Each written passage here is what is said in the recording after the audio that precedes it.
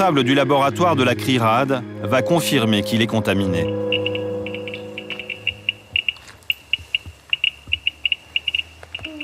1,5 microsievert par heure. Les milliers de mètres cubes de stériles contenus dans ce sous-sol présentent un risque pour la santé des personnes qui travaillent ici. » Vous aviez eu un acheteur éventuel? Oui, j'avais un acheteur éventuel, mais bon, il m'avait dit qu'il fallait que ça se mette aux normes. Et puis moi, comme je suis classé au fichier sur en mairie au niveau des terrains pollués, je ne peux pas le vendre tel qu'il est là.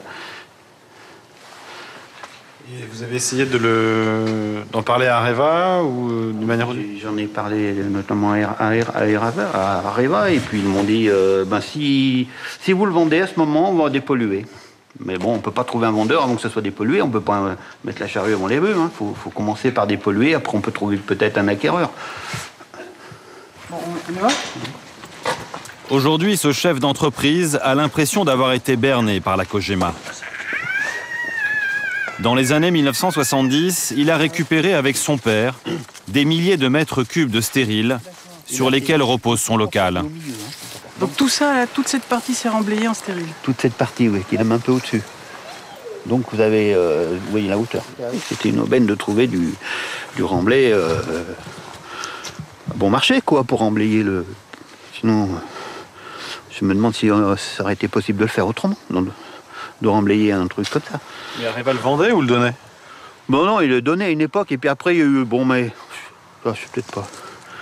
On avait peut-être, après il fallait donner un petit quelque chose à la fin, mais bon, disons que c'était pas cher relativement pour du remblai, c'est vrai. Bon, si on avait su ça, on n'aurait pas été le chercher. Comme Patrick Chabrier, de nombreux habitants regrettent d'avoir accepté les largesses de la COGEMA. Enfin, vous êtes quand même coincé, vous. On est coincé avec ça, parce que on peut ni vendre ni rien faire, quoi. Dès qu'on trouve une solution, et puis c'est pas... Moi, je voudrais pas laisser un cadeau empoisonné aux enfants, qu'est-ce qu'ils vont faire de ça? Ça va devenir quoi? Je sais pas quand même... Après moi, ils vont faire quoi? Il faudrait qu'ils se débrouillent avec ça.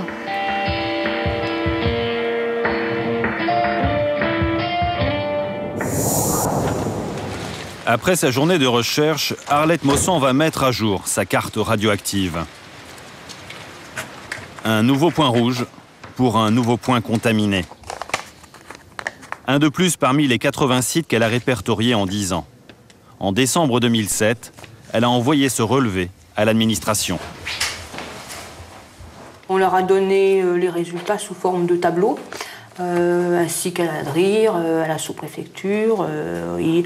On leur a donné tout ça au mois de décembre l'année dernière. Areva considère qu'il n'y a pas d'urgence et que les normes sont respectées.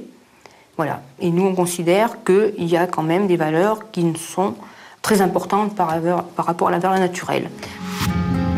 Que pense la DRIR, le gendarme de l'environnement régional, de ces valeurs bien supérieures à la radioactivité naturelle?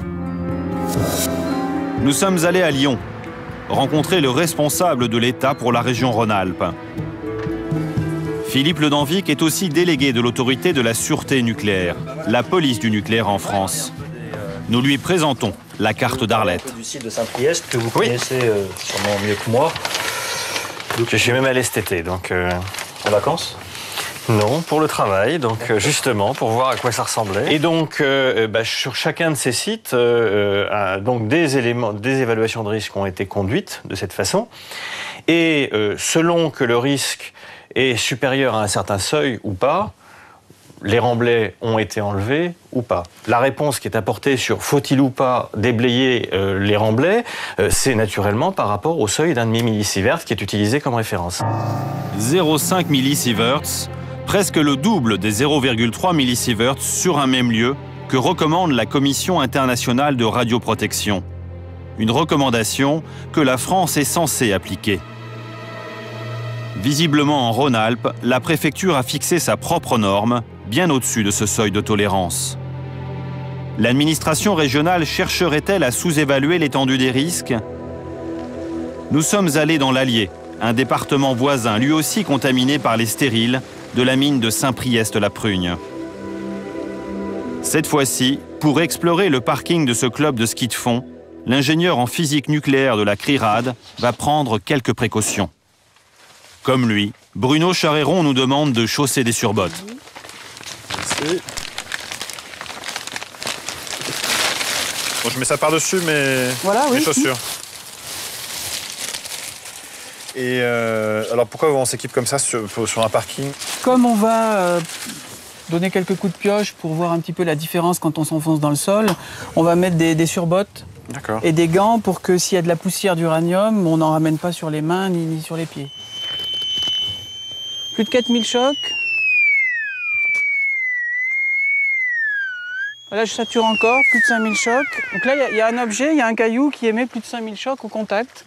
Et donc, en grattant, on peut monter beaucoup plus. Et ce genre de cailloux, en fait, il y en a absolument partout, sur ce parking, absolument partout, sur toute cette surface ici. Bruno Charéron va nous montrer ces cailloux à fleur de sol, qui contiennent ce fameux uranium de couleur jaune.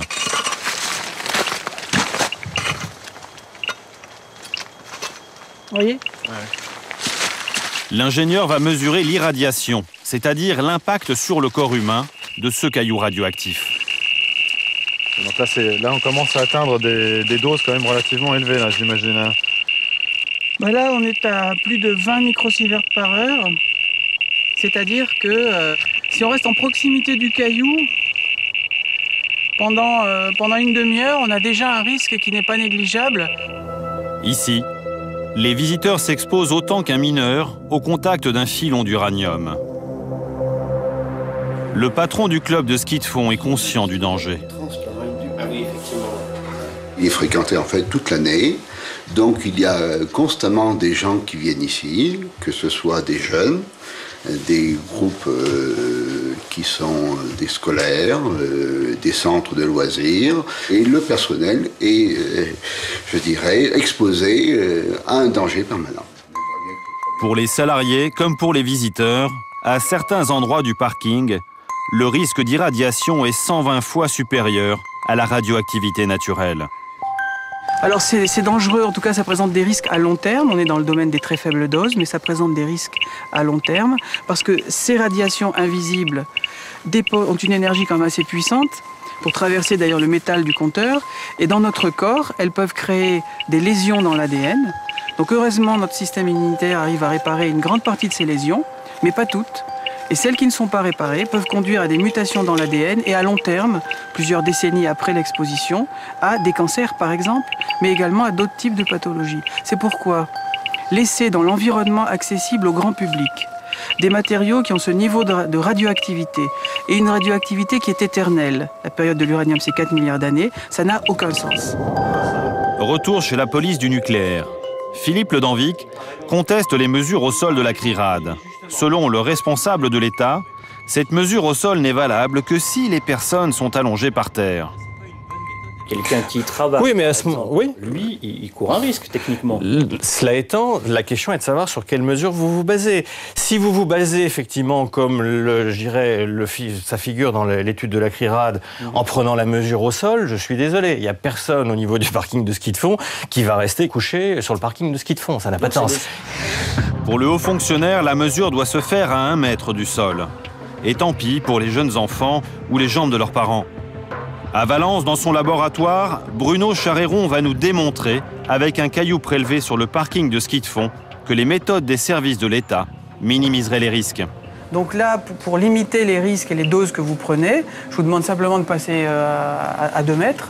Alors bien sûr, ce qu'on dit nous, c'est que les gens ne restent pas couchés sur le parking du foyer de ski de fond, mais que par contre, n'importe qui, des enfants, peuvent prendre ces cailloux, les ramener chez eux, et si par exemple ils mettent ce morceau de minerai, par exemple sur leur table de chevet, même à cette distance, par exemple, à une dizaine de centimètres, on a déjà plus de 10 microsieverts par heure, c'est-à-dire, disons, 100 fois le niveau naturel habituel.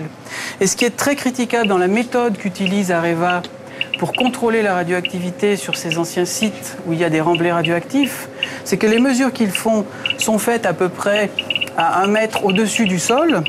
Et à 1 mètre au-dessus du sol, on a un niveau qui n'est pas normal. Ici, on a à peu près 7 fois plus que le niveau naturel. On sent bien qu'il y a quelque chose de radioactif, mais ça ne rend pas du tout compte de la quantité de radiation que l'on recevrait si on est au contact de ces matériaux. Et surtout, cette méthode ne permet pas justement de vraiment diagnostiquer la présence de ces morceaux de minerais dans les sols.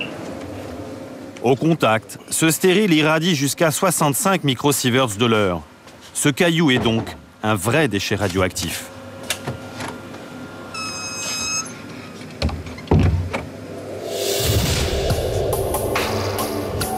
Officiellement, l'exploitation des mines a engendré 170 millions de tonnes de stériles.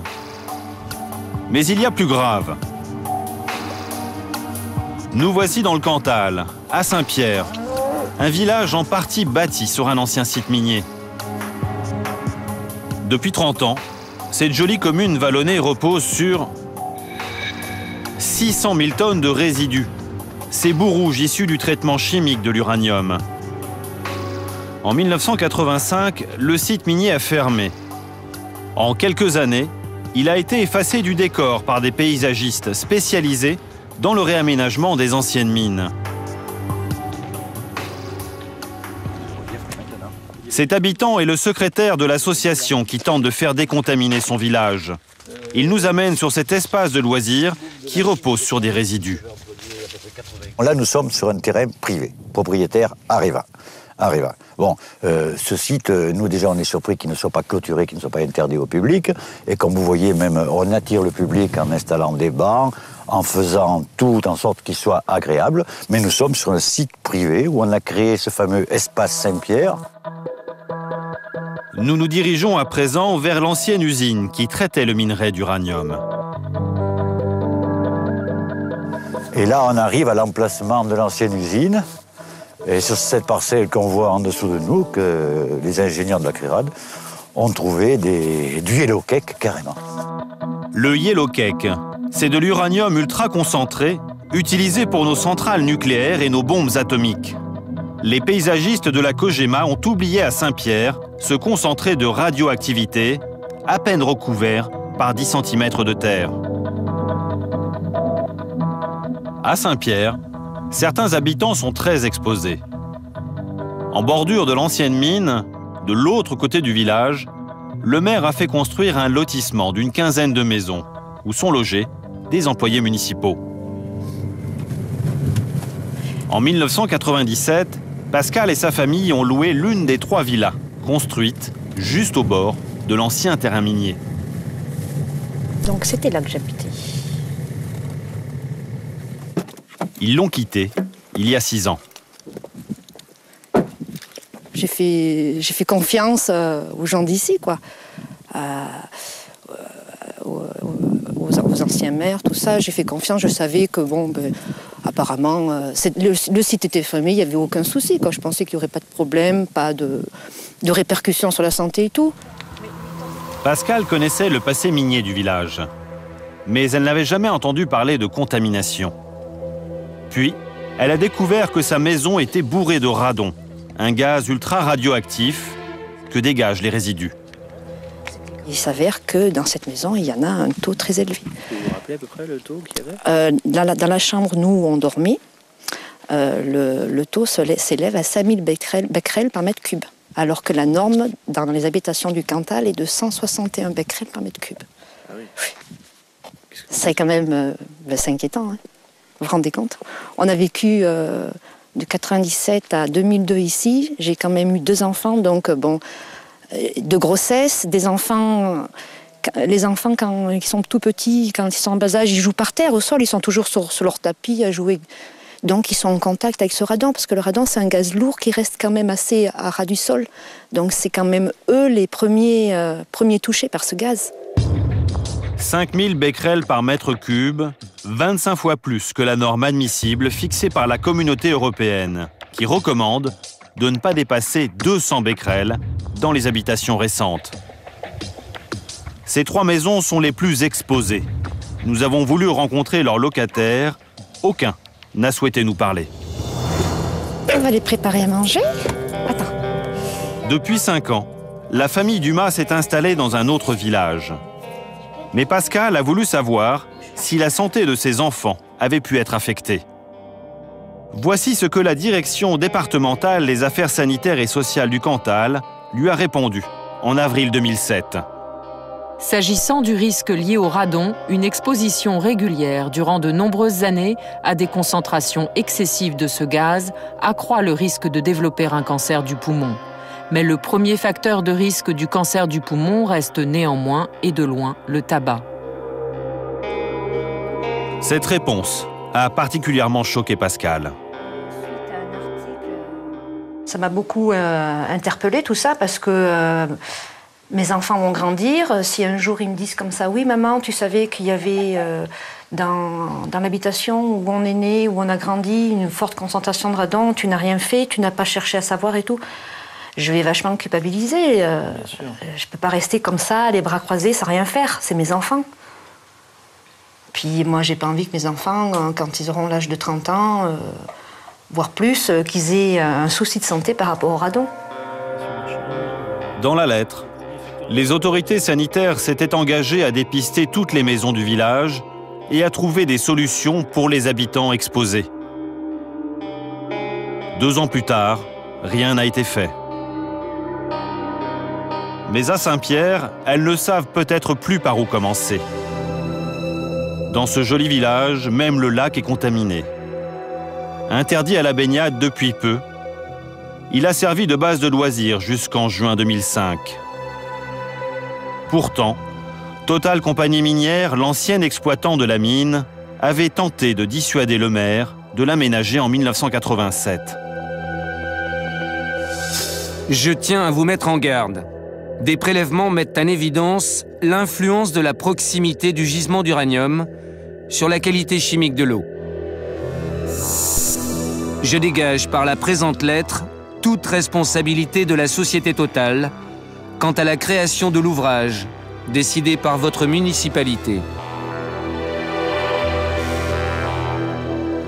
Avant de quitter Saint-Pierre, nous avons pris rendez-vous avec son maire pour lui demander quelques explications. Mais à notre arrivée, il nous a fait faux bond.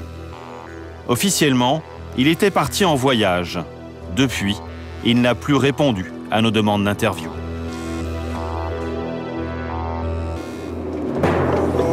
Nous quittons l'Auvergne pour le Limousin, la région la plus polluée de France par les déchets des mines d'uranium.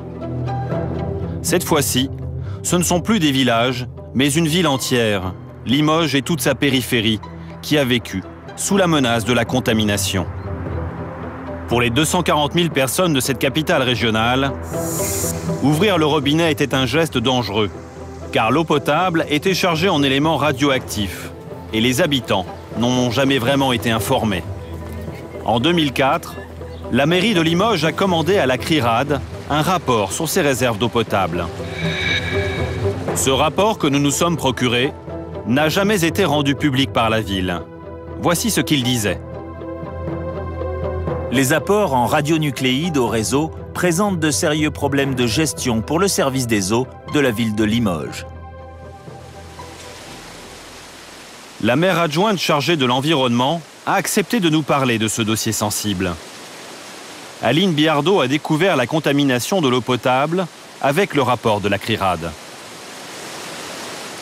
On n'arrivait pas à savoir comment aborder cette situation de départ de la Cogema. C'est-à-dire qu'en fait, ils partaient en laissant derrière eux toutes les saloperies, excusez-moi, qu'ils avaient accumulées pendant leurs années d'exploitation. C'était des dizaines d'années d'exploitation. Ils ont quand même finalement dans cette histoire reconnu leur faute de manière assez importante parce que... Je pense qu'au début, ils ne voulaient pas, et puis ils ont fini par l'admettre, parce que de toute façon, la ville de Limoges se serait dirigée tout droit vers du contentieux assez lourd, et là, évidemment, ça ne faisait pas les affaires de Cogema. Donc, assez habilement, effectivement, ils ont décidé de mettre la main au porte-monnaie et de régler définitivement le problème. Officiellement, le problème serait définitivement réglé. Mais nous allons remonter étape par étape le cours de l'eau et découvrir que la contamination a seulement été différée. L'eau potable de Limoges vient en grande partie de 3 grands étangs situés sur les hauteurs de la ville. Depuis que la mairie a menacé Areva, la multinationale s'active autour de ces réserves d'eau potable. À l'étang de la Crouzille, les pelleteuses achèvent de curer 50 000 mètres cubes de boue radioactive. Avant même la fin des travaux, la lettre environnement du groupe Areva crie victoire. La Crouzille, mission accomplie. Fin octobre, la multinationale a organisé une visite sur place pour la presse et les associations locales. Nous nous sommes invités dans le bus pour écouter cet homme à l'allure détendue, le responsable de l'environnement d'Areva. Donc en fait là, sur votre gauche, vous avez ce stockage qui contient 5 millions de tonnes de résidus de traitement. Et si vous pouvez faire demi-tour ici, on va sortir. Christian Andrès nous amène autour de l'étang de la Crouzille pour nous convaincre que les travaux réalisés par son entreprise ont définitivement décontaminé cette réserve d'eau potable. Donc aujourd'hui, on a une situation où les bassins sont, pour certains, pas totalement remplis, à moitié remplis, avec un contrôle de la qualité des eaux en fin de décantation. Et très rapidement, on a pu voir des eaux qui étaient à très faible teneur en matière en suspension. Parce qu'en fait, il y a quand même eu un investissement ici de plus d'1 million d'euros. Je veux dire, il faudrait quand même que cet investissement ait porté ses fruits et que la qualité du travail soit reconnue par tout le monde et qu'on ne soit pas obligé d'y revenir. Le message est clair, circulez, il n'y a plus rien à voir. Première étape de notre enquête dans le Limousin. Nous retournons sur place avec un habitant de Limoges qui connaît bien le dossier et le directeur du laboratoire de la CRIRAD, Bruno Charéron. Nous allons effectuer des mesures à 100 mètres au-dessus de l'étang de la Crouzille, au bord d'une rivière qui alimente cette réserve d'eau potable. Bruno Charéron va vérifier si cette eau est contaminée.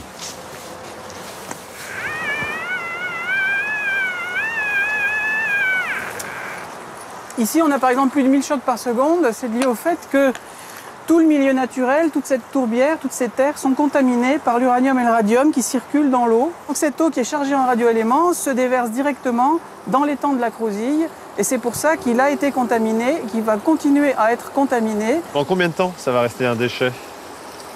Si personne n'enlève ces terres contaminées, elles vont rester contaminées pendant des milliards d'années, puisque la période de l'uranium, c'est 4,5 milliards d'années.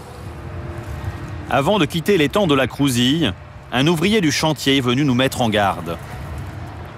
Donc restez pas dans le coin, parce qu'à mon avis, il y a la dame qui s'occupe de l'inspection des travaux qui va venir. Ouais, bon, ça va. Parce que les autres au bout du chantier vous ont vu. Restez pas dans le coin. La ville de Limoges a dépêché l'inspectrice du chantier pour nous interdire de filmer ce lieu, que nous avions pourtant filmé avec Areva auparavant. Bonjour. On vient de se faire réprimander par votre collègue. Parce que c'est pas fini.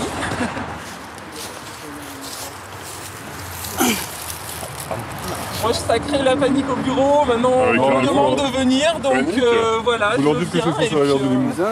Au bout d'un moment, source et rivière du Limousin. Source. Au bout d'un moment, il peut y avoir une façon de faire qui est de ne pas forcément être obligé de demander, faire des papiers en 4 exemplaires pour aller voir. Et c'est l'administration, malheureusement. Notre présence dérange. Mais que craignent donc les services de la ville? Deuxième étape de notre enquête, nous allons remonter à la source de la contamination. Au sommet de ces collines, où se trouvent les anciennes mines d'uranium, à 3 km à vol d'oiseau. C'est un pionnier du combat contre les déchets radioactifs qui va nous y conduire. Depuis la fin des années 80, Thierry Lamireau sillonne la région pour accumuler les mesures, les relevés, les photos. Un véritable travail de fourmi. À 500 mètres d'altitude, voici Penny, cette mine à ciel ouvert, bourrée de déchets radioactifs, fermée il y a 15 ans et aujourd'hui remplie d'eau. Alors ce qui est dramatique, c'est que dans un site pareil, comme ils ont laissé remonter les eaux, il y a ce qu'on appelle toutes les fines, c'est-à-dire les particules très radioactives encore, mélangées à tout un panel de produits chimiques. Ça baigne dans les eaux et ça part partout, ça part dans tous les cours d'eau. Comme toutes les mines d'uranium ici, en tout cas en Limousin, sont au-dessus de tout le reste, par courbe de niveau et par gravitation, tout s'en va vers le bas. Donc on retrouve ça dans la rivière Gartempe, dans la Vienne, et puis Cogema s'en lave les mains, et puis tout le monde ferme les yeux. Donc c'est vraiment un scandale, vraiment sanitaire. Hein. C'est vraiment dégueulasse d'avoir fait ça, et il y a des tas de sites comme ça. Voilà pourquoi dans la région, des anciennes mines contaminent continuellement les réserves d'eau potable de la ville de Limoges. Contrairement à ce qu'affirme Areva, le curage des étangs ne serait donc qu'une solution provisoire. C'est d'ailleurs ce que soulignait le rapport de la CRIRAD. Le laboratoire recommandait de détourner les rivières contaminées pour qu'elles n'alimentent plus les réserves d'eau potable. Il faut mettre l'acheminement vers les retenues d'eau réellement hors influence des anciens sites miniers. C'était l'une des 4 recommandations du rapport que la ville de Limoges n'a pas jugé utile d'appliquer. Nous sommes retournés voir la maire adjointe chargée de l'environnement. Notre dossier à nous, c'est les réservoirs d'eau potable. On n'est pas là pour régler le problème de la radioactivité sur l'ensemble du département ou de la division minière de la Crouzille. Nous, notre dossier, c'était l'eau potable. Une fois qu'on a eu trouvé l'arrangement pour notre approvisionnement d'eau potable, on n'avait pas de raison d'aller au-delà. Il reste en fait différentes sources de contamination qui continuent à polluer cet étang. Honnêtement, dès qu'on aura cette information, je vous assure qu'elle sera traitée au fond, parce qu'on n'a pas du tout l'intention de rire avec cette affaire-là. Pour nous, c'est une affaire sérieuse, une affaire de santé publique. La mairie semble découvrir que les vieilles mines contaminent toujours les eaux, malgré le curage réalisé par Areva. Et nous allons découvrir avec Thierry Lamireau que la multinationale serait aujourd'hui encore très désinvolte avec ses déchets. Sur les hauteurs de l'étang de la Crouzille, c'est ce cycliste qui va nous mettre par hasard sur la piste. Bonjour. Bonjour. On va vous interrompre 2 petites secondes. Oui, si c'est possible, pardon, dans l'effort. Merci. Vous savez que vous vous baladez sur un ancien site de la Cogema. Oui, avec des mines. Oui. Vous y avez travaillé ou pas? Non, d'accord. Cet été, cet habitant aurait vu passer des convois de camions qui auraient déversé leur contenu en pleine nature. Non, juste là-haut, là. Il y a eu la terre de ramener de la Crouzille, l'étang de la Crouzille, il y a quelque temps. Ah, parce qu'on est près de Belzane ici? Ils ont nettoyé. Non, là, ça n'a pas été mis là, c'était mis à côté de Bessines, à Belzane. Moi, j'ai vu les camions faire des allers-retours ici. Mais quand? Quelle année? L'année dernière. Quand l'étang de la Crouzille a été... En 2007? Là, en 2008. C'est 2008. Il a été nettoyé, l'étang de la Crouzille. Donc vous avez vu des camions qui transportaient quoi? Les camions qui venaient aller-retour. La terre. Quoi? Vous allez voir là-haut le rajout de terre. Là-haut, là, sur la plateforme. D'accord. Selon ce témoin, il s'agirait des boues provenant du curage de l'étang de la Crouzille. Quelques centaines de mètres plus loin, nous tombons sur ces milliers de mètres cubes de vases abandonnés en pleine nature.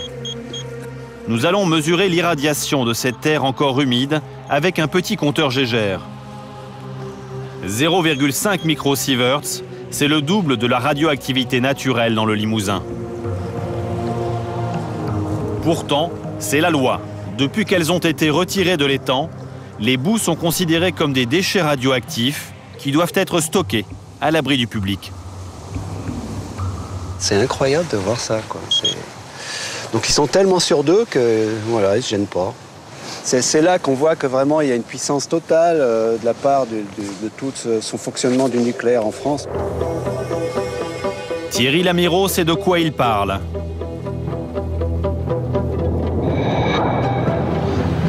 Sur ces images qui n'auraient jamais dû être filmées, il a surpris la Cogema en train de se débarrasser de ses résidus de traitement de l'uranium. En 1992, pendant des semaines, des centaines de ces camions-bennes ont traversé des villages du Limousin sans aucune précaution. Direction l'ancienne mine à ciel ouvert de Belzane. Avec ses 1 500 000 tonnes de déchets radioactifs, ce site devrait être classé en installation nucléaire de base. Pourtant, l'ancienne mine est aujourd'hui devenue un site modèle, une vitrine que le responsable de l'environnement d'Areva n'hésite pas à promouvoir auprès de la presse et des associations locales.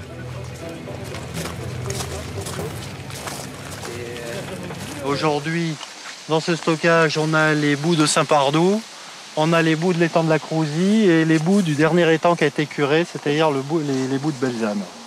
C'est vraiment un site, je veux dire, qui jusqu'ici est un peu un site pilote. Il est bien évident que toutes les conclusions qui pourraient émaner des études qui sont assez détaillées et poussées sur le site de Belzane pourraient être transposées après sur d'autres sites. L'intégration paysagère est tout à fait correcte. Et puis en plus, ça favorise la biodiversité puisque vous avez des espèces d'oiseaux qui sont tout à fait intéressants. Le responsable de l'environnement d'Areva a l'air sûr de lui. Pourtant, même l'Institut de radioprotection et de sûreté nucléaire considère que cette décharge fuit de toutes parts. Cet organisme, sous tutelle de 5 ministères, est la voix de la France pour la protection des populations en matière nucléaire. Pour le responsable du service de sûreté des déchets radioactifs, Belzane est tout sauf un site modèle. Dans le cas de Belzane, des eaux sortent des ouvrages qui sont aujourd'hui abandonnés, et ces eaux sont chargées en uranium et de manière générale en radioactivité. Donc aujourd'hui, on connaît la qualité de ces eaux et on sait que la qualité de ces eaux ne permet pas un rejet sans traitement vers le milieu environnant, vers le milieu naturel. Pour constater ces fuites radioactives, nous sommes retournés à Belzane.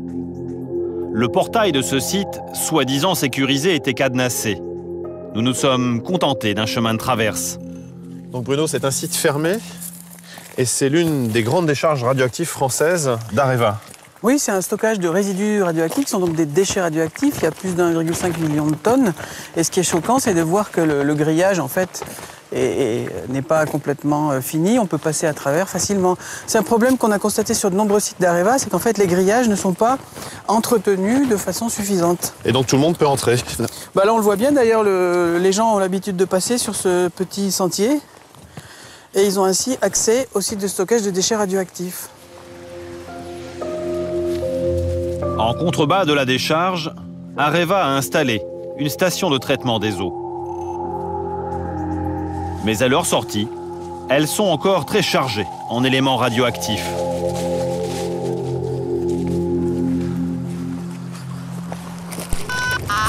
Ben là, ça pète tout de suite. Hein. On est à 2000, Ouh là là. Rien qu'à 1 mètre du sol déjà. Parce qu'en fait, ici, on est dans une zone de dépôt. C'est-à-dire que l'uranium et le radium qui sont véhiculés par l'eau, ensuite, quand ça déborde, se déposent dans la terre. On est quand même 2000 chocs secondes à 1 mètre, c'est énorme. Au contact du sol, on a même plus de 3000 chocs secondes. Les herbes, la terre, dans cette prairie, les eaux ont tout contaminé. Mais ici, dans ce pré, on a une illustration typique de l'absurdité de la gestion des anciennes mines d'uranium et des stockages de déchets radioactifs, les résidus. C'est qu'en fait, les sites de stockage fuient, ne sont pas étanches, donc les eaux sont contaminées. Elles contaminent ensuite tout le milieu aquatique et les prairies en aval. On le voit très bien ici, toute cette prairie est contaminée à des niveaux qui sont vraiment importants. Le niveau de radiation à 1 mètre du sol est, disons, 10 fois supérieur à la normale. Et en plus, la terre elle-même est un déchet radioactif. Et pourtant, l'administration laisse Areva continuer à laisser se produire ces écoulements et même à rajouter des sédiments contaminés dans le site de Belzane. Belzane n'est pas le seul site nucléaire où l'administration et Areva ont été négligents.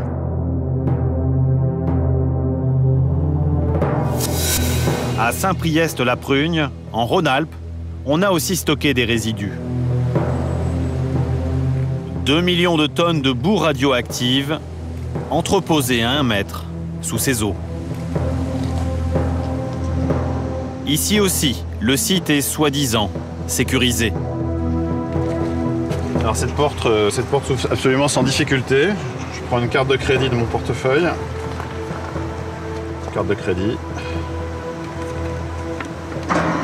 Voilà, un site protégé.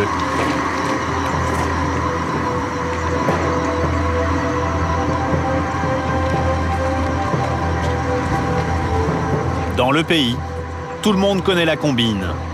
Pour la jeunesse du coin, ce site nucléaire isolé permet parfois d'organiser des rave-parties. Le week-end, leurs parents viennent y pêcher, en toute tranquillité.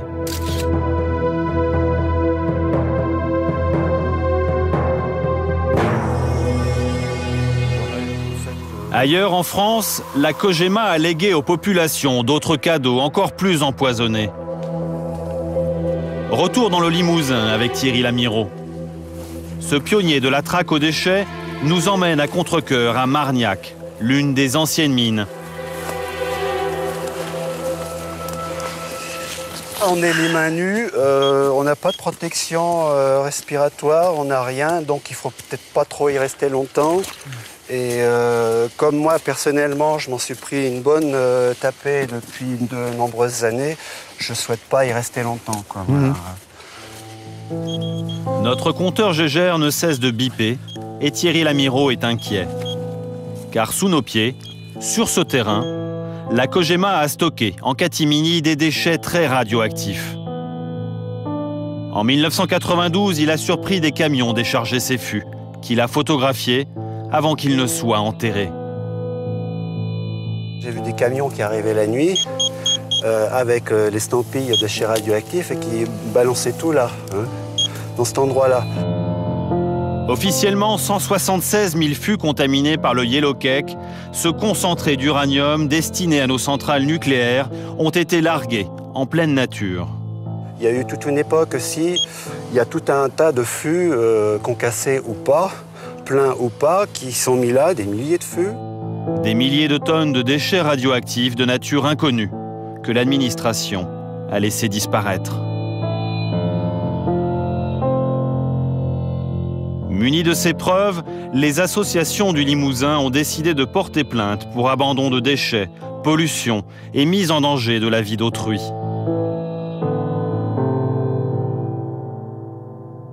Cogema devant le tribunal correctionnel de Limoges pour abandon de déchets radioactifs pendant les 50 ans où elle a exploité les mines du Limousin. En juin 2005, pour la première fois, la multinationale française du nucléaire se retrouve sur le banc des accusés, au tribunal correctionnel de Limoges. À ce moment-là, les citoyens plaignants croient encore en leur justice. Nous prétendons qu'il y a véritablement un gros problème de pollution, un gros problème de déchets et il faut que la justice passe.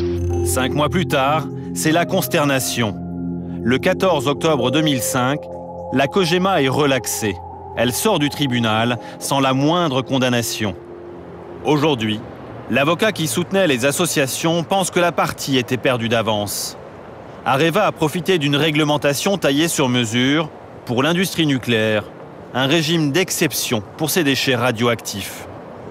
Alors, la défense d'Areva, qui a été extrêmement efficace, a consisté à dire « vous devez appliquer les règles du droit minier, qui sont encore une fois extrêmement favorables à l'exploitant, puisqu'elles sont faites pour permettre le développement de l'industrie minière.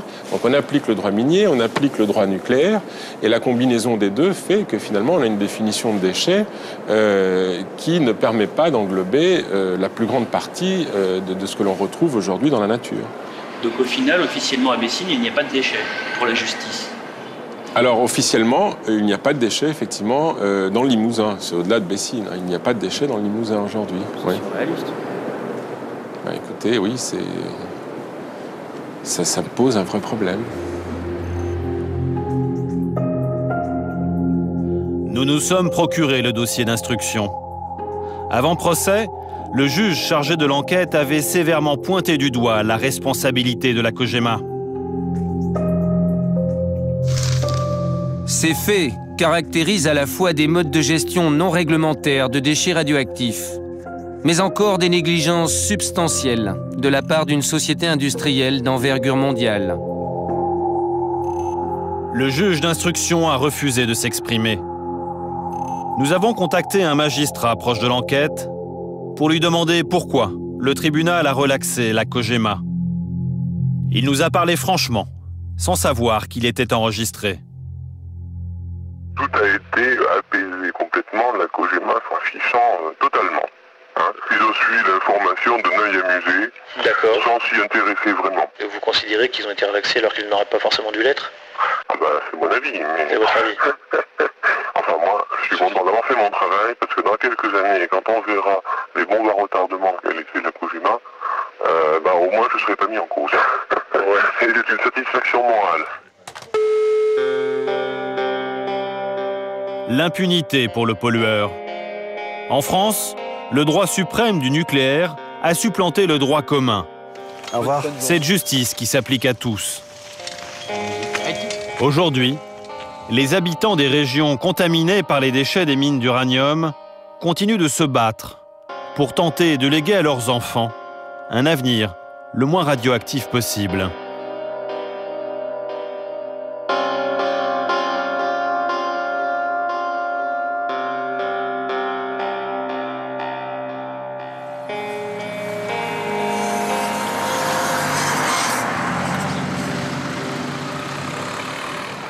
En France, le gendarme du nucléaire, c'est l'ASN. C'est cet organisme d'État qui est en charge du contrôle du nucléaire, de la protection des populations et de leur information. André-Claude Lacoste en est le président. Et pour lui, il n'y a aucune raison de s'inquiéter. Ces déchets ne sont pas dangereux. En ce qui concerne les déchets miniers d'extraction, le grand public, la population qui peut y être exposée, n'est pas très informée. Il y a un certain retard dans beaucoup de pays à reconnaître que les résidus d'extraction minière et les stériles sont un vrai sujet. Lorsque vous avez pris vos fonctions, il y a 16 ans maintenant, à la tête de l'ASN, est-ce que vous pensiez que ces résidus ou ces stériles étaient dangereux? C'est toujours difficile de franchement. C'est difficile de rappeler ce qu'on pensait 15 ans avant. Ouais. Mais clairement, à l'époque, dans ce genre de sujet, ma priorité, c'était les déchets des exploitants nucléaires, les déchets d'EDF, les déchets du commissariat d'énergie atomique, les déchets d'Areva. Et clairement, c'est là-dessus que nous avons mis l'accent. C'est pour ça que nous avons bâti un plan national de gestion des déchets radioactifs, qui a été bâti une loi. Et c'est seulement au cours du temps qu'il nous est apparu qu'il fallait accrocher à ce mouvement de réflexion, accrocher à ce mouvement d'action, le sujet des résidus et des stériles miniers. Donc il y a un temps de retard, c'est bien. Il y a eu un vrai temps de retard. Il y a un vrai temps de retard. Aujourd'hui, pour être très clair vis-à-vis du grand public qui nous écoute, comment vous les considérez, vous, ces résidus ou ces stériles? Est-ce que vous les considérez comme des produits dangereux? Je les considère comme des produits potentiellement dangereux, mais l'ensemble des mesures dont nous disposons nous conduit à penser que, pour le moment, il n'y a pas de danger. Ils sont potentiellement dangereux, mais il n'y a pas de danger. S'il y avait un danger quelque part... J'ai du mal à vous comprendre. S'il y avait un danger quelque part, on interviendrait sur le champ. Quand on dit, et quand la CRIRAD dit, ou d'autres disent, il faut mettre des barrières de protection, il faut mettre des panneaux de signalisation, qu'est-ce que vous dites, vous? Votre intime conviction, c'est quoi? Mon intime conviction, c'est qu'il n'y a pas de situation dangereuse actuellement en France. À partir du moment où vous partez du principe qu'il n'y a pas de situation dangereuse, vous êtes en train de me dire qu'il n'y a pas donc de raison de mettre de barrières, de mettre de panneaux, que la population ne doit pas s'affoler. Je n'ai absolument pas dit ça. Je dis simplement qu'il n'y a pas de raison de prendre des mesures hâtives et brusques. Et il y a deux façons de traiter le sujet. La première, c'est de définir une doctrine, de l'appliquer au vu d'études que nous présente Areva. Oui. Et la deuxième façon, c'est d'en discuter localement, de façon à ce que les mesures soient partagées par l'ensemble des habitants. Alors ça, je vous comprends, mais en même temps, si vous voulez, nous, quand on enquête sur ce dossier, on se dit, vous ne souhaitez pas de mesures hâtives ou brusques, ça fait 20 ans que la situation dure, donc pour le moins, il n'y en a pas eu de décision hâtive et brusque. Oui, mais une décision hâtive et brusque, ce serait une décision consistant à mettre des barrières, à prendre des mesures de recouvrement de telle ou telle masse de déchets, sans savoir pourquoi, sans savoir comment, sans savoir qui en est responsable, sans savoir comment c'est surveillé. Nous, on a tendance à se dire c'est un principe de précaution pour la population. Oui, mais le principe de précaution est un principe tout à fait fondamental. C'est un principe vraiment fondateur pour une autorité de contrôle comme celle que je préside. Mais encore une fois, faut-il que les précautions soient prises dans des conditions correctement préparées. D'accord, et en attendant, on ne prend pas de précautions. Je reviens à quelque chose qui me semble important. Il n'y a pas d'études épidémiologiques faites en France sur l'exposition du grand public, c'est-à-dire des gens qui vont aller sur le parking du stade de football de Guignon, qui vont aller sur le parking de Saint-Priest-la-Prugne. Est-ce que vous le regrettez? Pourquoi est-ce qu'il n'y en a pas? Il n'y a pas d'études épidémiologiques sur l'effet des faibles doses parce qu'une étude épidémiologique ne peut pas conduire à une conclusion sur ce sujet-là. Donc vous pensez que c'est inutile? Sur les faibles doses, une étude épidémiologique est dénuée de sens. Dénuée de sens? Elle est dénuée de sens. Parce que les effets des faibles doses, s'il y en a, sont tellement faibles qu'ils ne sont pas repérables par une étude épidémiologique.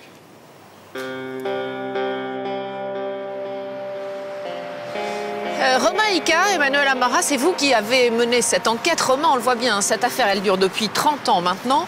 Comment est-ce qu'on en est arrivé à cet état de secret national, entre guillemets, ce manque de transparence totale sur ce dossier? Il faut remettre ça dans son contexte. On est dans l'après-guerre, le nucléaire a fait son apparition et la France, dans un souci d'indépendance énergétique, a décidé de faire du nucléaire le moteur du pays. C'est le nucléaire triomphant. Exactement, c'est le nucléaire triomphant, celui du général de Gaulle. La France doit être un pays nucléaire, il nous faut la bombe et il nous faut nos centrales qui vont faire notre électricité. Dans ce contexte-là, le déchet qui est généré par la création de l'uranium, évidemment, ça passe au second plan. On n'a pas envie d'en parler. On n'a pas du tout envie d'en parler. Et surtout pas au grand public. Et surtout pas au grand public, et ça continue jusqu'à aujourd'hui. Alors justement, on n'a pas envie d'en parler au grand public, Emmanuel, mais est-ce que d'autres savaient, les politiques par exemple? Alors les politiques en sont parfaitement informés depuis une trentaine d'années. Les rapports circulent, ceux qui doivent savoir sont au courant. Et sur le terrain, ça donne une absence de contrôle pendant une trentaine d'années. Nous sommes retournés pour les besoins de l'enquête, dans le Limousin notamment. Et les inspecteurs de l'ADRIR, donc le gendarme de l'État pour l'environnement, nous ont avoué à demi-mot que les contrôles avaient commencé seulement à partir de 2004. En France, le nucléaire est un domaine réservé, un précaré où les décisions ne se prendraient qu'au plus haut niveau, à l'Élysée. Nous allons vous raconter comment des ministres et des députés n'ont jamais eu leur mot à dire face à la puissante compagnie qui fournit à la France son combustible nucléaire. Comment la Cogema, devenue depuis Areva, a réussi à faire passer ses rejets radioactifs pour de vulgaires déchets domestiques. Notre histoire commence en 1991. Un ancien journaliste, Pierre Desgroppes, a été nommé à la tête du Conseil supérieur de la sûreté de l'information nucléaire. Cette année-là, il rend son rapport sur les dépôts de matières radioactives au ministre de l'Industrie, mais aussi de la Santé et de l'Environnement. Dans ce rapport, il consacre un chapitre aux déchets des mines d'uranium françaises. En 7 pages, Pierre Desgroppes pointe tous les dangers à venir, les quantités énormes de déchets, leur dispersion, et surtout il affirme que la radioactivité des résidus de traitement de l'uranium serait sous-estimée. Le résidu contient encore un peu d'uranium, mais surtout la quasi-totalité des descendants radioactifs de l'uranium, et en particulier le radium-226. Les résidus, ce sont ces millions de tonnes de boue radioactive rejetées dans les campagnes, comme ici dans le Limousin, et même dans certaines villes françaises. Selon Pierre Desgroppes, la dangerosité de ces résidus serait négligée par la Cogema et l'État.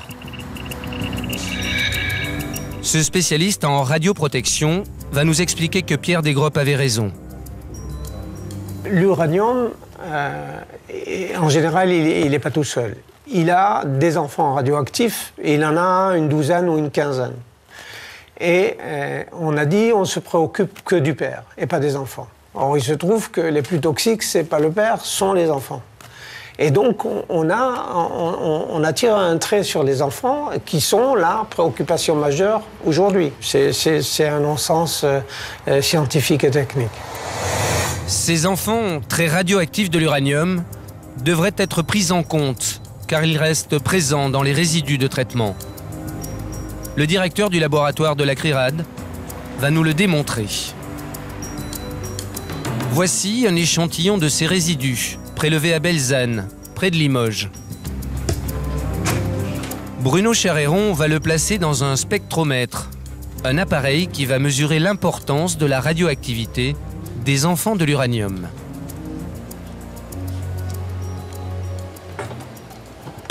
Ce pic très intense, il est lié au radium-226. L'activité est très importante de cet échantillon, alors que ce tout petit pic ici est lié à l'uranium. Il est beaucoup moins intense, il y en a plus beaucoup, et c'est logique puisque c'est du résidu d'extraction de l'uranium. L'uranium a été extrait. Ce résidu, sa dangerosité est fortement sous-estimée parce que la réglementation, pour faire court, demande de ne prendre en considération que la radioactivité liée à l'uranium, en oubliant finalement la radioactivité qui est beaucoup plus forte, beaucoup plus forte, et qui est liée à ses descendants, le radium-226, le radon, le polonium, le thorium-230, etc. Il y a 18 ans déjà, Pierre Desgroppes avait tiré la sonnette d'alarme. Son rapport est tombée dans les oubliettes des ministères. Pourquoi la réglementation française fait-elle toujours l'impasse sur la réelle radioactivité des résidus? La réponse se trouve à l'Assemblée.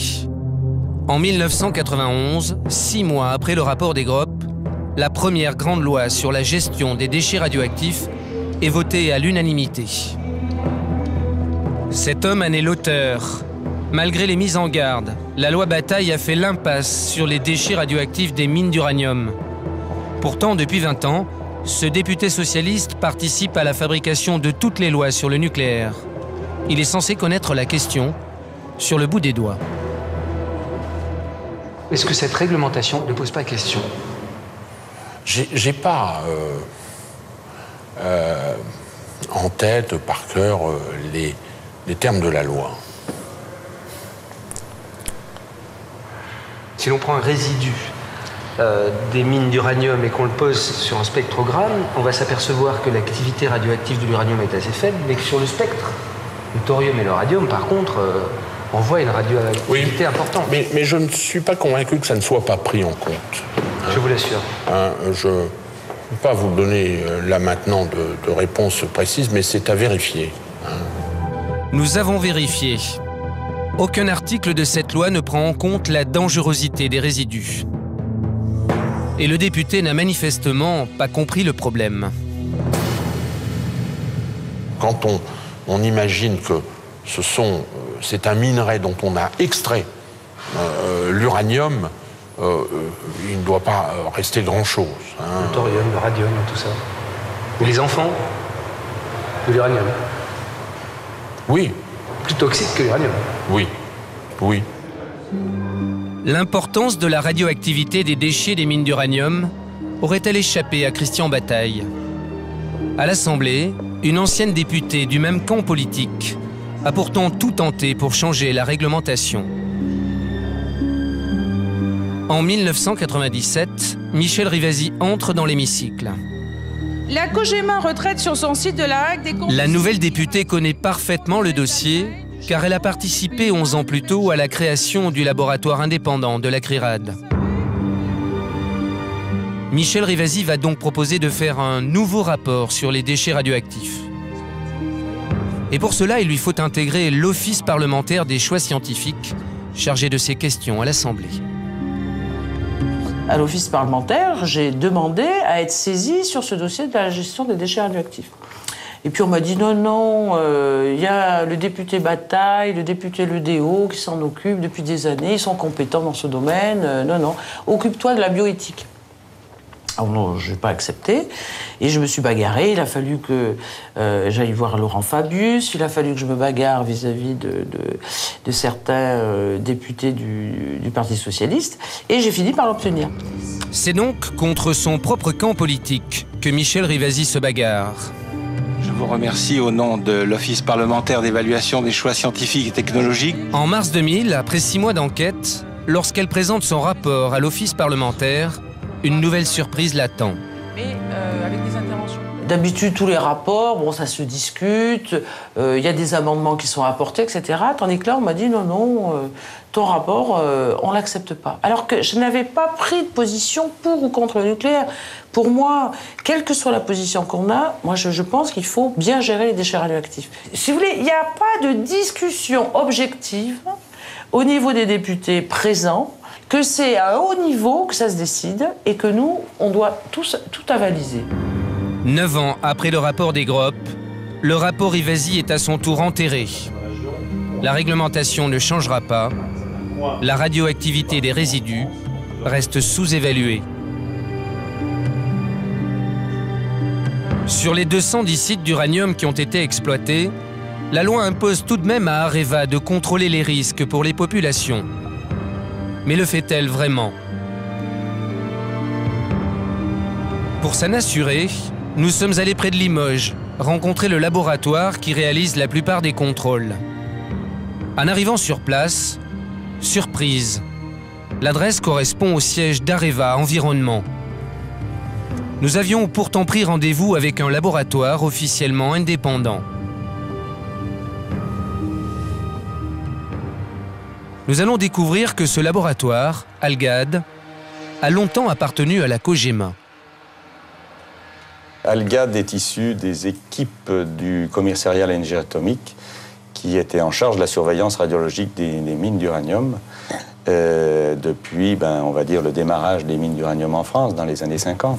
En 1993, nous avons été filialisés par COGEMA, puisque nous étions une filiale de la branche mine de la COGEMA. Et en 2003, nous avons été rattachés à un groupe de laboratoires lyonnais. Jusqu'en 2003, ce laboratoire qui mesure la dangerosité des déchets radioactifs appartenait donc aux propriétaires des mines d'uranium. Mais alors, que valent les mesures de surveillance réalisées par Algad sur les sites d'Areva? Retour dans le Cantal, à Saint-Pierre, ce village construit sur 600 000 tonnes de résidus radioactifs.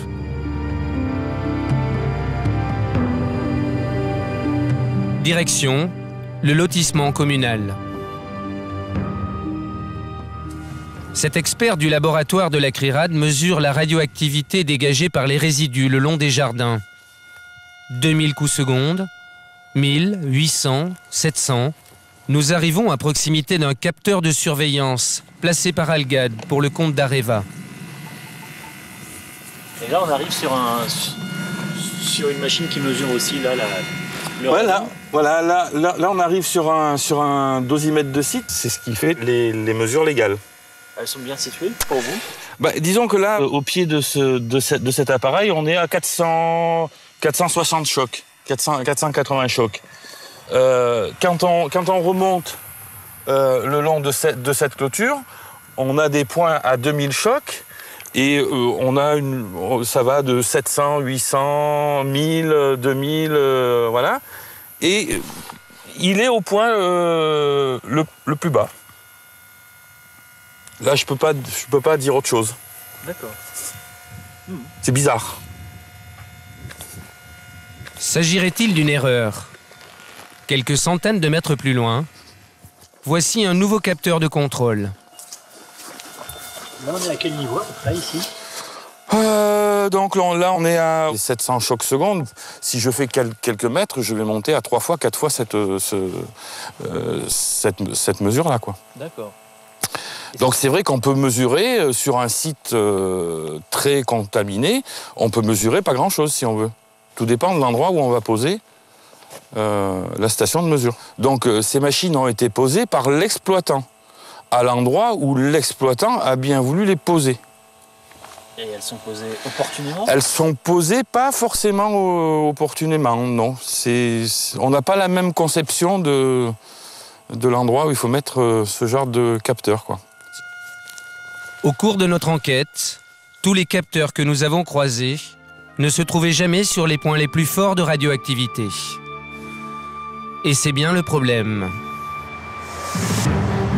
Car ce sont les mesures faites par ces capteurs qui sont transmises aux organismes de l'État, chargés de veiller sur la santé des populations. C'est ce qu'a découvert Corinne Lepage lorsqu'elle est devenue ministre de l'Environnement en 1995. Je donne un exemple qui est une réalité. Je vous disais que je me suis un peu occupée de l'OPRI.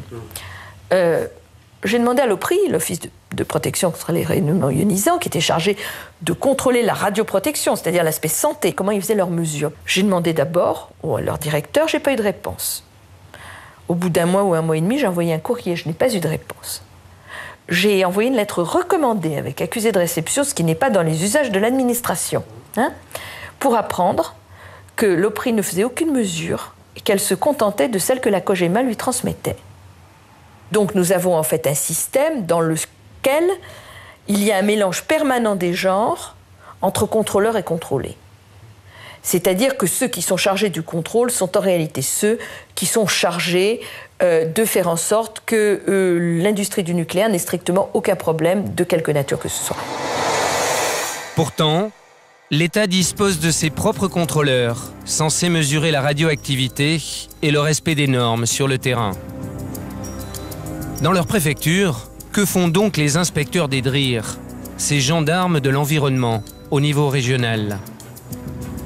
Retour à Limoges, la capitale du Limousin, la région la plus contaminée de France par les mines d'uranium. Souvenez-vous, c'est ici qu'en 2005, la Cogema s'est retrouvée devant les juges pour abandon de déchets.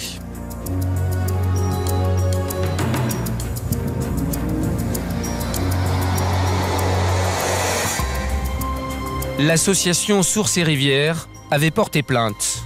Sur les contrôles qu'effectuait l'État sur l'industriel. Son directeur juridique avait cherché à se procurer les contrôles effectués par les inspecteurs de la DRIR depuis 10 ans. Peine perdue. On s'est rendu compte qu'il n'y avait aucun rapport d'inspection et notamment aucun contrôle inopiné qui avait été fait par la DRIR sur les sites. Donc en fait, la conclusion, c'est qu'il n'y avait jamais eu aucun contrôle. La conclusion, c'est qu'il y avait eu une réception des informations envoyées par Areva, c'est-à-dire un suivi de l'autocontrôle Areva, mais une confiance telle dans l'entreprise publique qui était une connivence telle que la DRIR n'a jamais d'elle-même décidé de faire des contrôles inopinés sur certains sites. Pourquoi les inspecteurs de l'État ont-ils donné carte blanche à la Cogema? Pourquoi n'ont-ils pas contrôlé les anciennes mines d'uranium? Peut-être parce que ces ingénieurs formés à l'école des mines ont été longtemps placés dans les préfectures par le patron de la Cogema en personne. Le directeur général de la Cogema, qui était M. Sirota, se trouvait en même temps le patron du corps des mines, c'est-à-dire le patron de tous les gens qui étaient chargés d'inspecter les centrales nucléaires et bien entendu l'usine de La Hague. Et là, il m'apparaissait une incompatibilité totale. Mon collègue de l'industrie aurait été assez d'accord avec moi, M. Borotra, auquel je rends hommage, pour que M. Sirota choisisse entre les deux postes. L'Élysée, à l'époque, n'a pas été d'accord. Jusqu'en 1999, Jean Sirota était le PDG de la Compagnie Générale des Matières Nucléaires, mais aussi l'homme qui pouvait faire ou défaire la carrière des inspecteurs de l'État, chargés de contrôler son entreprise. C'est-à-dire que c'est lui-même qui nommait les inspecteurs des DRIR qui allaient contrôler la Cogema. Et nous, à l'époque, moi j'étais présidente de la CRIRA, et j'avais fait un recours gracieux en disant « Attendez, là, ça va pas. Ce monsieur Sirota, il est jugé parti. Il va nommer les inspecteurs qui vont le contrôler. Mais on est où, là? On est où? Dans l'Union soviétique ou on est en France? Hein, on est dans une dictature ou on est dans une démocratie? » Nous avons contacté Jean Sirota. Il a refusé de s'exprimer sur ce sujet. La ministre de l'Environnement, qui avait tenté de limiter ses pouvoirs, affirme que l'industrie nucléaire ne traite qu'avec l'Élysée. C'est pas chez le ministre que les décisions se prennent en matière nucléaire. Jamais. Mais je vois pas un seul exemple où c'est chez le ministre que les décisions se sont prises. Ça se décide d'abord au sein du lobby nucléaire, qui, je suppose, propose au président de la République. Je ne sais pas comment ça se passe, mais enfin, je suppose que c'est quelque chose comme ça. Et c'est au niveau du président de la République que les grands choix se font. Il ne faut pas rigoler, c'est pas au niveau des ministres. Au printemps 97, quand Corinne Lepage quitte son fauteuil de ministre, une écologiste pure et dure va la remplacer. Mais il lui faudra aussi s'incliner. Dominique Voynet n'était pas disponible pour en parler, mais nous avons retrouvé le conseiller de la ministre de l'Environnement jusqu'en 2001. En arrivant au gouvernement, Roland Lagarde et sa ministre verte connaissent bien le problème des déchets des mines d'uranium. Ils vont tenter de faire passer les fameux résidus dans des installations nucléaires de base, des INB, des sites sécurisés comme les centrales nucléaires. Les sites, vous savez, de stockage par exemple, ils auraient dû tous basculer en installation nucléaire de base. Alors ça, c'est toute la question, voilà. Ça, c'est toute la question. Et alors pourquoi, par exemple, cette question n'est pas... Parce qu'à chaque fois qu'on a essayé, alors pour le coup, de l'aborder en disant faut considérer que tout ça c'est des INB et les traiter comme des INB, eh bien on n'a jamais, on a perdu dans toutes les interministérielles. Donc à partir de là, quand vous êtes mis, vous avez quoi la possibilité de démissionner en disant je claque la porte parce que c'est intolérable, ou de faire avec. Et si vous avez d'autres sujets que vous considérez qu'il faut faire avancer, claquer la porte c'est la mauvaise solution. Donc voilà, c'est les contraintes d'exercice du pouvoir. Il y a 18 ans, Pierre Desgroppes avait insisté sur la nécessité de mettre les 50 millions de tonnes de résidus radioactifs à l'abri. Ils devraient être soumis à la législation des installations classées, et même dans certains cas, à celle des installations nucléaires de base.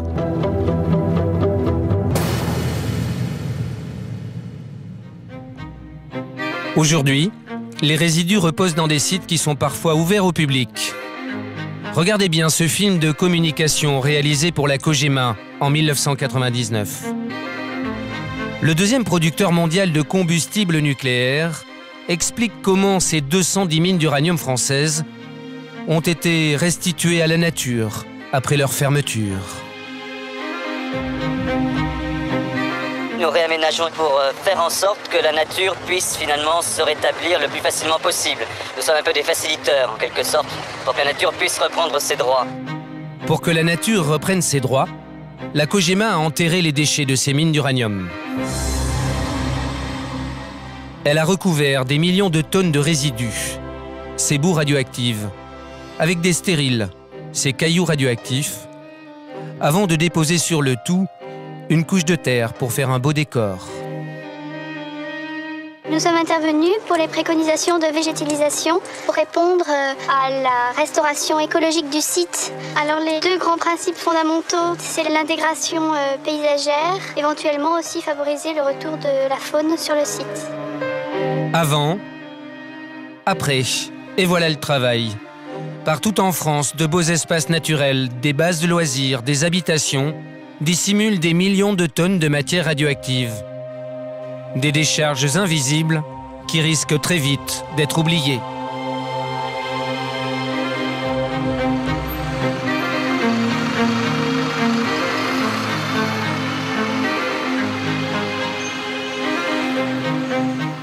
Est-ce que c'est bien vous qui avez la main sur ce dossier? On vient d'entendre Corinne Lepage et Dominique Voynet qui ont eu le sentiment à chaque fois d'être écartés du dossier du nucléaire. Écoute, je crois que les temps ont changé de ce point de vue-là. Dieu merci d'ailleurs, sous la pression générale de l'opinion publique, de la société civile. Ce qui était un peu un truc caché, un peu caché. Je porte pas de jugement de valeur, je constate. Ouais. Parce qu'il y avait une espèce d'origine nucléaire, militaire, il y avait d'abord des sites militaires. C'était le domaine réservé du président de la République. C'était un domaine globalement réservé pour gens sérieux, qui pensaient à l'avenir, à la place des autres, ou de la société civile, bon. Donc ça, c'est vrai. Ça fait 20 ans maintenant, même plus de 20 ans, hein, que 300 millions de tonnes, c'est pas rien, ont été disséminées dans 25 départements français. Ça veut dire qu'il y a plein de régions concernées. Est-ce que vous avez le sentiment que c'est un problème grave qu'il faut prendre enfin à bras-le-corps? Non, c'est pas bien d'utiliser des résidus, des éléments excavés de mines, de ça ou d'autres choses d'ailleurs, c'est pas le seul sujet, pour faire des remblais. Et de surcroît, à quelques endroits, on peut faire des quartiers à côté, un stade municipal ou je sais pas quoi. Bon, moi, mon problème est assez simple, c'est récupérer le retard, être transparent et pour prendre les mesures, avoir de l'information objective. Et en même temps, mon métier aussi, ma responsabilité, c'est d'être prudent dans tous les sens. Prudent, principe de précaution, et prudent pour qu'il n'y ait pas un affolement là où c'est pas objectivement justifié. Je me méfie des deux. On vous sent très concerné par le sujet, on sent que vous avez envie de prendre des décisions, mais vous savez ce que c'est quand on est dans les bureaux, on est parfois un peu loin de la réalité. La réalité, c'est ça. Et la réalité, ce sont ces bouts de résidus ou cailloux qu'on a rapportés des endroits où nous avons tourné. Donc vous les voyez, il y a le sigle nucléaire, je prends ça avec délicatesse parce que ça peut être dangereux.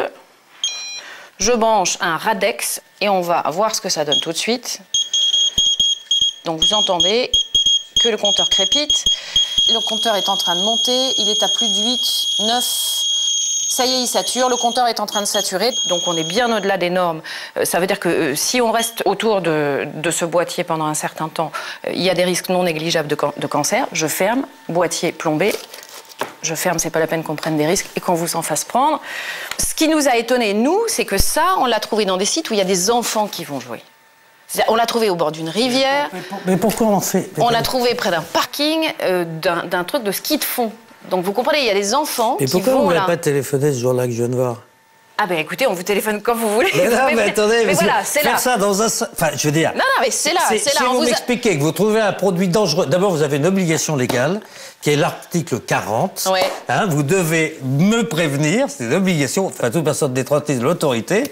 Vous aurez dû aller immédiatement chez le maire, chez le procureur de la République, chez le ministre, dire, attendez, là, il y a un truc qui va pas du tout dans ce pays. Mais vous vous rendez compte que vous avez gardé ce secret. Mais non, pas du tout.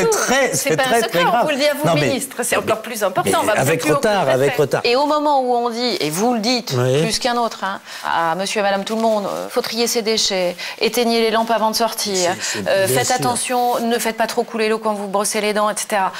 Si on a l'impression qu'il y a 2 poids 2 mesures, c'est qu'à nous, on nous demande de changer nos habitudes radicalement, et vous avez raison de le faire, et que d'autre côté, il y a des déchets autrement plus dangereux. Vous savez, il n'y a pas de poids 2 mesures.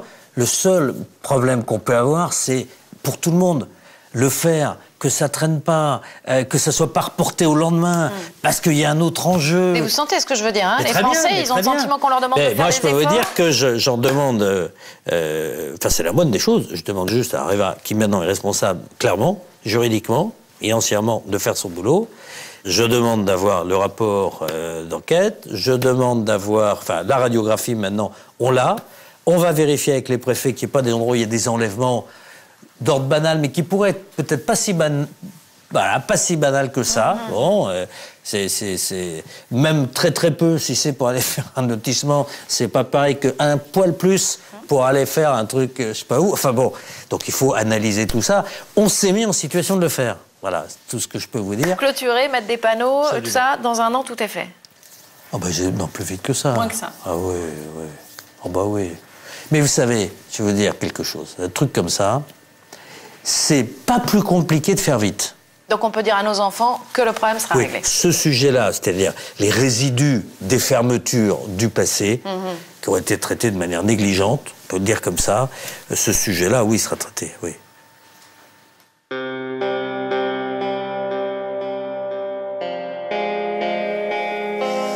C'est la fin de cette émission, mais nous sommes loin d'en avoir fini avec ce dossier que nous laissons en héritage aux générations futures. La durée de vie de l'uranium, sachez-le, est de 4,5 milliards d'années.